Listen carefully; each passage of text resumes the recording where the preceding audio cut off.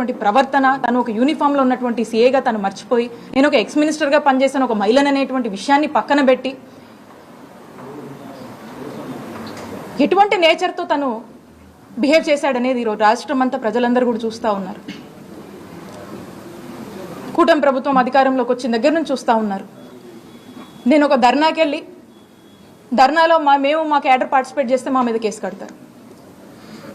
ఇంట్లో ఉన్నటువంటి మా మామయ్య, గతంలో కూడా చెప్పాను, దాదాపు 80 సంవత్సరాల వరకు ఉంటాడు, ఆయన మీద కేసులు కట్టారు. ఈ రోజున మా మరిది జైల్లో ఉన్నాడు. నా మరిది జర్మనీలో ఉంటే అతని మీద కూడా కేసులు కడతారు. ఒక 3 రకాల కేసులు ఎంచుకున్నారు. కత్తి చూపించడం, ఎక్స్టార్షన్ కేసు, కదల్లి కట్టు కదల్లి కేసులు పెడుతున్నారు. ఏదైనా బ్రైబ్ అని చెప్పి అదొక కట్టు కదల్లి ఒక కేసు పెడుతున్నారు.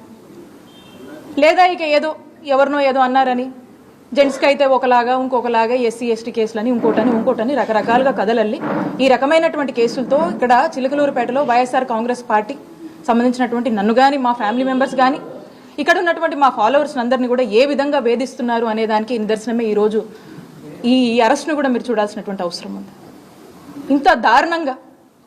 ఇంత దారుణంగా ఒక అరెస్ట్ చేస్తారనే దానికి ఈరోజు రాష్ట్ర ప్రజలందరూ కూడా చూస్తున్నారు, మీడియా వాళ్ళు కూడా చూస్తూ ఉన్నారు.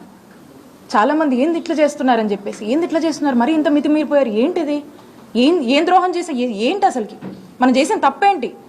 వైఎస్ఆర్ కాంగ్రెస్ పార్టీని నమ్ముకొని ఉన్నందుక, వైఎస్ఆర్ కాంగ్రెస్ పార్టీని అభిమానిస్తున్నందుక వీళ్ళ మీద కేసులు?